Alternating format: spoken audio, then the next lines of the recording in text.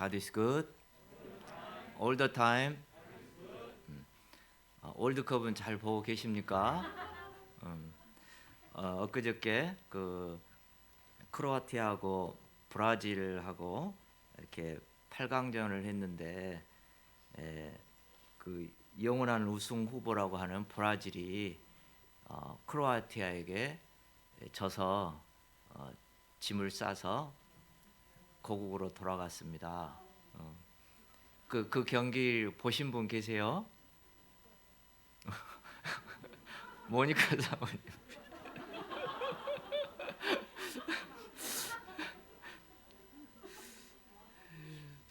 그 크로아티아가 어떻게 브라질을 이겼는지 혹시 바울 목사님 이야기 어떻게 이겼어요? 바울 목사님 봤죠? 승부 차이로 이겼는데 브라질을 이길 수 있는 비결이 뭐였어요? 예. 아주 그냥 브라질 선수들이 질리도록 끈질기게 그냥 그 브라질 선수들이 기술이 좋으니까 한 사람 제끼면은 다 이제 뚫린가 싶었는데 또 한 사람이 또 나타나는 거예요. 막 그래서 끈질기게 하니까 브라질 선수들이 나중에 질려가지고 연장전까지 갔는데 또 승부차기까지 했는데 결국은 그 크로아티아가 그러니까 크로아티아 선수들이 뛰는 걸 보니까 정말 충성되게 뛰더라고요. 그러니까 불개미와 같이 그 국가를 위해서 하니까 스피릿이 완전히 이렇게 브라질을 압도를 하니까 그래서 오늘 말씀에 잘 어울리는 팀인 것 같습니다. 제가 잠시 기도하고 오늘 말씀의 제목은 내가 돌아올 때까지 장사하라입니다. 제가 잠시 기도하고 시작하겠습니다. 되신 하나님 아버지, 아무 쓸모없는 저희들을 부르시고 주님의 구원 역사 이 가운데 장사하도록 부르셔서 감사를 드립니다. 저희가 오늘 이 말씀 통하여서 저희가 이 무엇에 또 가장 힘써야 되는지 이 땅에서 배우게 도와주시기를 간절히 기도합니다. 예수님 이름으로 기도하였습니다. 사람들은 쉽고 편한 것을 좋아합니다. 그래서 뭐든지 자동으로 저절로 되었으면은 하고 바랍니다. 그래서 손가락 하나로 모든 것이 해결이 되고 송금도 손가락 하나로 자동으로 되고 그래서 많은 것들이 자동으로 되어서 편리하게 생활하고자 합니다. 그래서 복음 역사도 이렇게 생각하는 사람들이 많이 있습니다. 전능하신 하나님께서 하늘에 오늘 갑자기 짠하고 나타나셔서 악인들을 당장에 다 멸하시고 하나님의 나라가 저절로 이루어졌으면 바라는 사람들도 있습니다. 또 어떤 자들은 주님의 재림 날짜를 딱 정해놓고 아무것도 하지 않고 오직 그날만을 하늘을 쳐다보며 기다리는 자들도 간혹 있습니다. 그러나 이 모두는 올바른 성도의 자세가 아닙니다. 오늘 본문의 제자들도 자동으로 저절로 하나님 나라가 이루어지를 바라고 있었습니다. 예수님은 오늘 비유의 말씀을 통해서 신자들이 주님께서 재림하실 때까지 이 땅에서 어떤 삶을 살아야 하는지 가르쳐 주고자 하십니다. 오늘 비유 말씀을 통해서 우리가 보항보항하지 않고 진정으로 주님이 기뻐하시는 착하고 충성된 종으로 살 수 있는 비결을 이 시간 배울 수 있기를 간절히 기도합니다. 파트 1 장사하라 11절에서 13절입니다. 11절을 보십시오. 그들이 이 말씀을 듣고 있을 때 비유를 더하여 말씀하시니 이는 자기가 예루살렘에 가까이 오셨고 그들은 하나님의 나라가 당장에 나타날 줄로 생각함이더라. 예수님께서 이 비유 말씀을 하신 곳은 아마 삭개오의 집에서였던 것 같습니다. 예수님은 십자가를 지시기 위해 예루살렘으로 가고 계십니다. 갈릴리에서 출발하여서 여리고에 당도하셨습니다. 예수님께서 오시는 곳마다 수많은 백성들은 앞다투어 거리에 나와서 예수님을 환영하였습니다. 이곳 여리고에서도 얼마나 많은 사람들이 나왔는지 키가 작은 삭개오는 겨우 나무에 올라서야 예수님을 만날 수 있었습니다. 1987년도 대선 때 김모 후보가 서울 여의도에서 대선 집회를 했었는데 이날이 추워서 마이너스 10도 추운 날씨에 불구하고 여의도 광장에 130만 명의 인파가 모인 적이 있었습니다. 예수님의 인기도 이에 못지 않았습니다. 예수님이 대권을 잡을 후보로 손색이 없다고 제자들은 생각하였습니다. 몰려드는 백성들과 수많은 인파를 보면서 제자들은 크게 고무되었습니다. 여리고에서 예루살렘까지는 불과 이제 29km로 매우 가까운 곳입니다. 하루 정도만 더 가면 예루살렘에 입성할 수 있습니다. 이때 제자들과 무리들은 마음속으로 무슨 생각을 하고 있었습니까? 11절을 다시 보십시오. 그들은 하나님의 나라가 당장에 나타날 줄로 생각함이더라. 그들은 당장에 하나님 나라가 나타날 줄로 생각하고 있었습니다.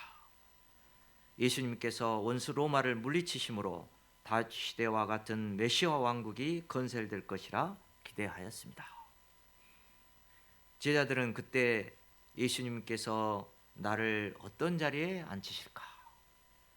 이것만 생각해도 밤에 잠이 오지를 않았습니다.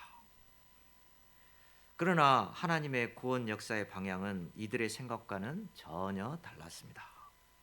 예수님께서 예루살렘으로 가시는 것은 대권을 잡기 위해서가 아니라 십자가를 지고자 하신 것입니다. 하나님의 어린 양으로 인류의 죄를 대속하기 위해 고난과 멸시의 십자가를 지고자 하신 것입니다.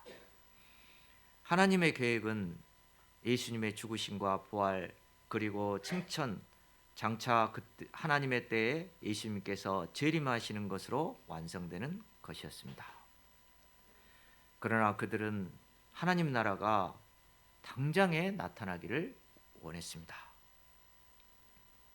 당장에 하나님의 나라가 이루어지기를 바라는 그들의 심리는 어떤 심리일까요? 이는 십자가를 지지 않고 영광만을 보기를 원하는 마음입니다.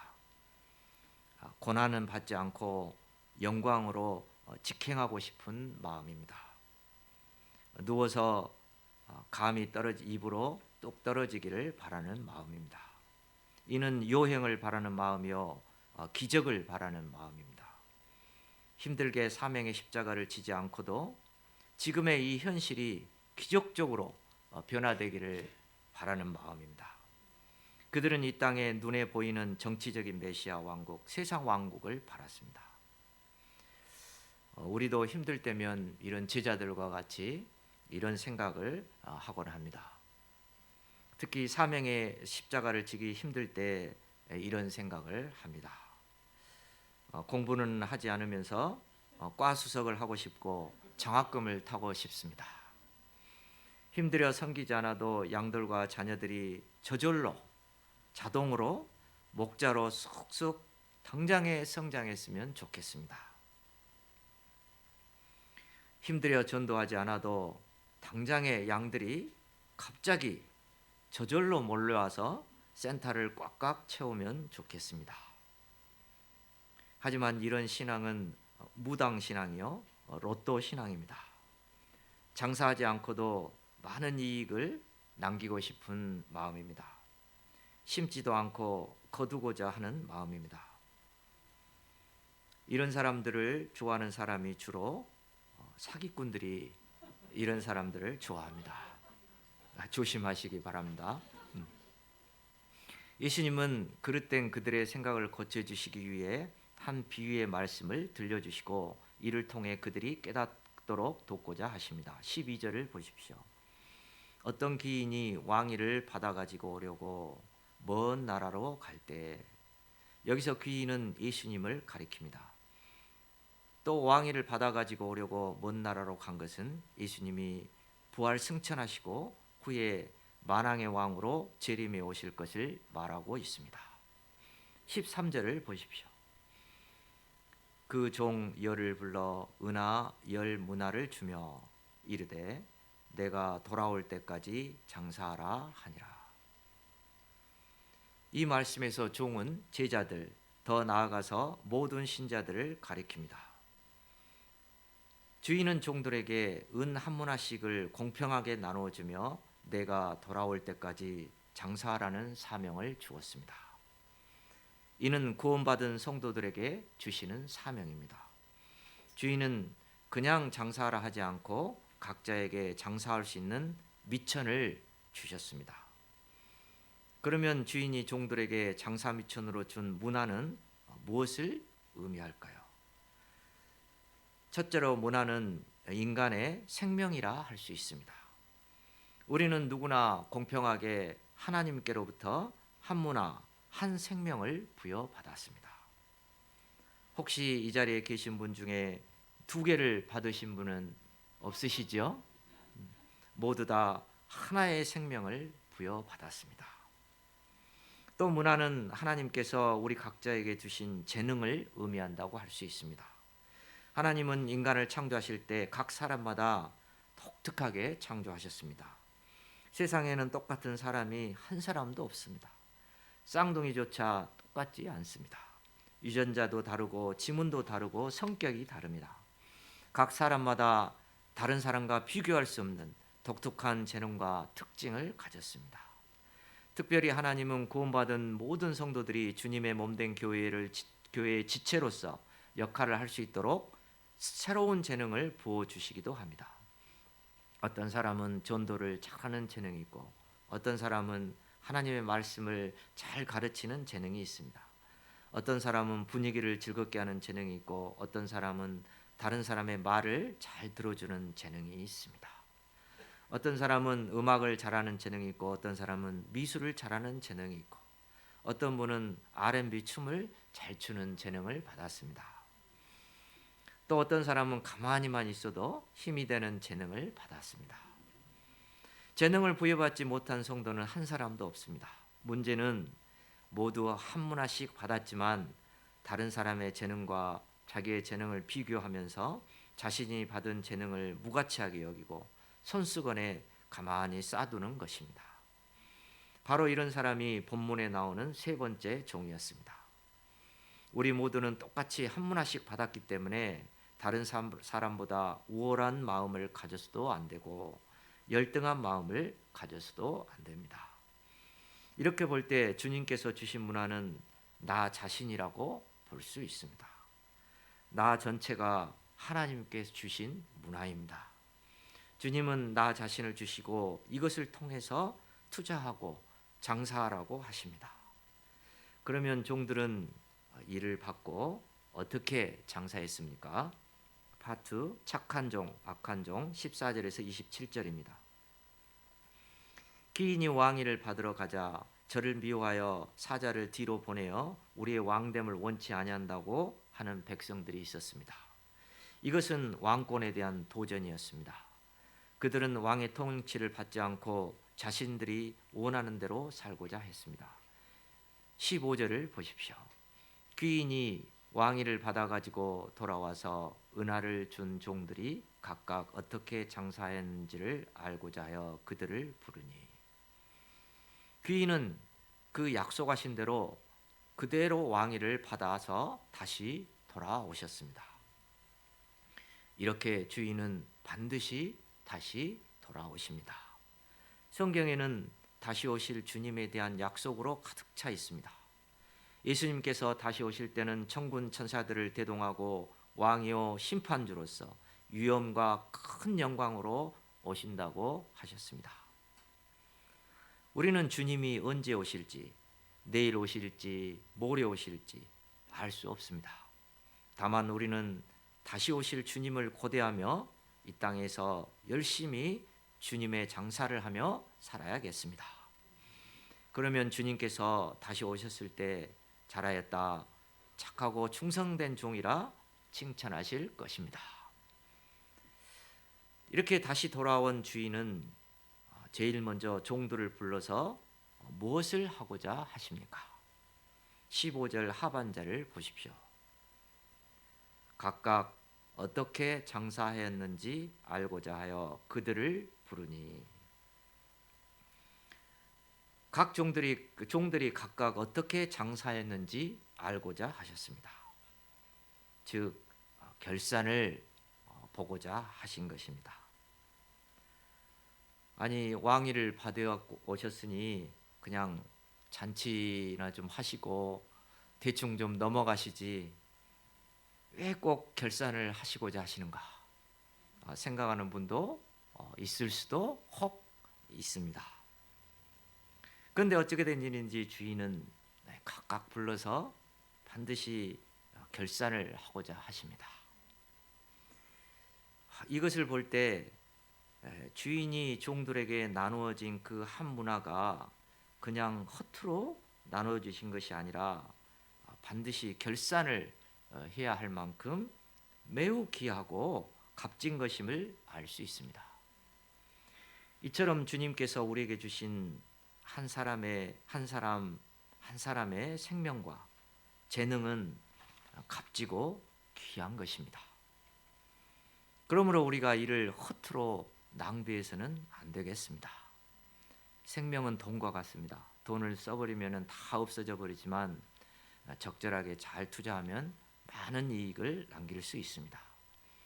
이와 같이 우리의 생명도 자기 유익만을 위해서 다 써버린다면 언젠가 허무하게 다 없어져 버릴 것입니다.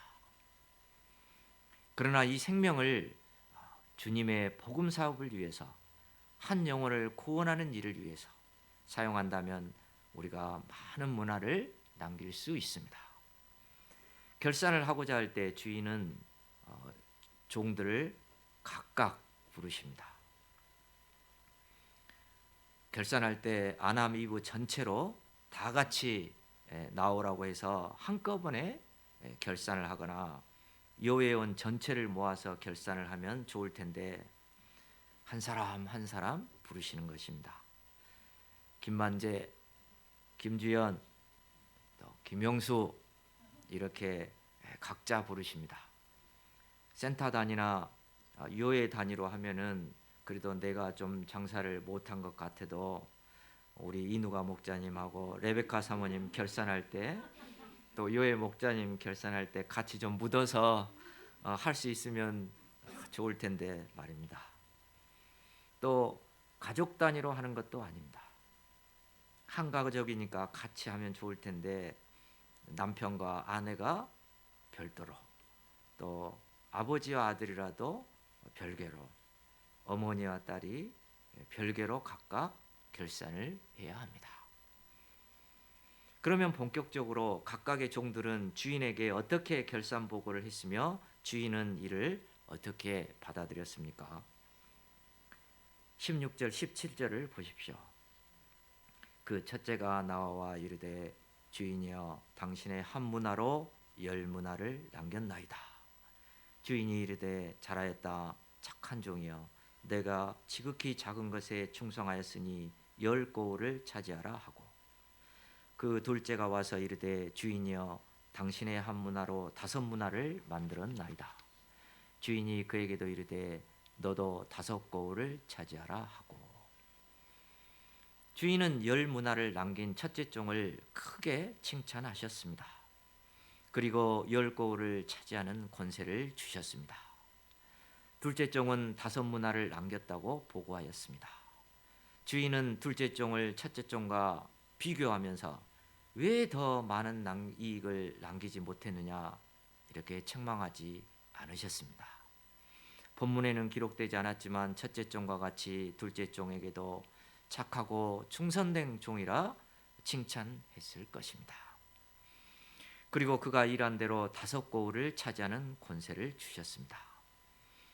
종들이 받은 가장 큰 상급은 주인에게 칭찬과 인정을 받은 것이었습니다.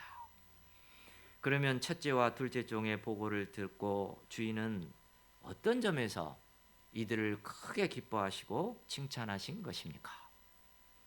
우리가 이것을 잘 살펴보면 주님이 무엇을 기뻐하시고 칭찬하시는가 알 수 있고, 우리도 장사를 잘할 수 있는 비결을 배울 수 있습니다.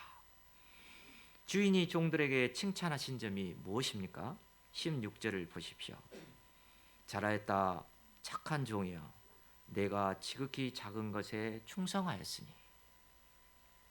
내가 지극히 작은 것에 충성하였다고 칭찬하십니다. 내가 정말로 놀라운 능력을 참으로 발휘를 했구나. 내가 참으로 능력이 많은 사람이구나. 이렇게 칭찬하지 않으셨습니다. 주인은 내가 충성하였다 하고 칭찬하십니다. 주님은 장사의 결과보다 그들이 장사한 과정을 봐주셨습니다. 특별히 지극히 작은 것에 충성하였다고 칭찬하셨습니다. 한 문화는 노동자 4개월치 정도의 임금으로서 오늘날 값어치로 따지면 약 1,000만 원 정도 되는 금액입니다. 이 금액으로 장사하기는 턱없이 부족한 금액입니다. 좋은 자리에 가게를 내는 것은 상상할 수도 없고, 또 인테리어를 하기도 힘듭니다. 겨우 리아카를 한 2대 사서, 아니면 중고 트럭도 중고를 좀 사가지고 거기에 과일을 좀 이렇게 사거나 채소, 건어물을 사가지고 돌아다니면서 팔 수는 있을 정도입니다.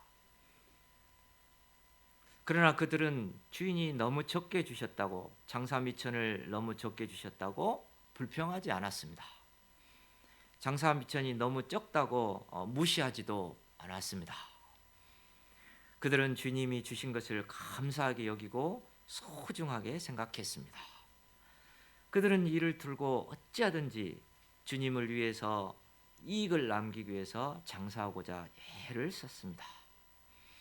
부족하기 때문에 더욱더 지극히 작은 것에까지 아끼고 마음을 써서 장사하였습니다. 그들이 지극히 작은 것에부터 이렇게 충성하였을 때 신기하게도 그들의 문화가 점점 불어나 5배, 10배로 넘치게 되었습니다. 지극히 작은 것에서 우리가 얼마나 큰 일이 일어날지는 아무도 모르는 것입니다. 종들이 이렇게 한 문화를 귀하게 여기며 장사한 이유를 본문을 보면 알 수 있습니다. 종들은 문화를 이야기할 때 한결같이 당신의 문화라고 말하고 있습니다. 당신의 한 문화로 10문화를 남겼나이다. 당신의 한 문화로 5문화를 남겼나이다. 그들은 문화가 주님의 것임을 잊지 않았습니다. 주님이 맡긴 것이기에 소중히 여겼습니다. 내 것이 아니라 주님께서 나를 믿고 맡겨주신 것이라는 것을 잊지 않았습니다. 그렇기 때문에 그들은 이를 허투루 쓸 수 없었습니다. 이런 청지기로서의 자세가 근본 비결이었습니다. 주인은 이런 그들을 착한 종이라고 부르십니다. 착한 종이란 주인의 마음을 알고 어찌하든지 자신의 유익보다 주인을 위해서, 주인의 이익을 위해서 장사하고자 했던 종들을 말합니다. 또 그들은 내가 돌아오기까지 장사하라 하는 주인의 명령을 흘려듣지 않고 10년 깊이 영접했습니다. 그리고 실제로 이 말씀을 집 가운데 가장 잘 보이는 곳에 써서 걸어놓고 핸드폰 프로필에도 올려놓고 잊지 않으면서 어찌하든지 순종해서 장사하고자 했습니다. 그들은 장사하고자 할 때 여러 가지 어려움이 많았을 것입니다. 겨우 얻은 양은 반발심이 강하고 영적 소원이 별로 없어 1:1 약속을 밥 먹듯이 여겼습니다. 또 육신과 마음이 피곤해서 모든 것을 제쳐두고 조용한 곳에 가서 쉬고 싶은 생각도 많았을 것입니다. 그러나 그들은 믿음으로 이 모든 난관을 극복하고 어찌하든지 장사를 하고자 했습니다. 그들은 뒤로 물러가면 주님께서 기뻐하지 않는다는 것을 알았습니다. 그들은 기도로 주님께 매달리고 하나님을 믿는 믿음으로 역경에 도전했습니다. 그들은 어찌하든지 장사를 잘하여 주님께 많은 유익을 남기고자 하는 스피릿으로 충만했습니다. 그들은 상황이 어떠하든지 핑계하지 않고 주님의 명령대로 절대 순종하고자 몸부림쳤습니다.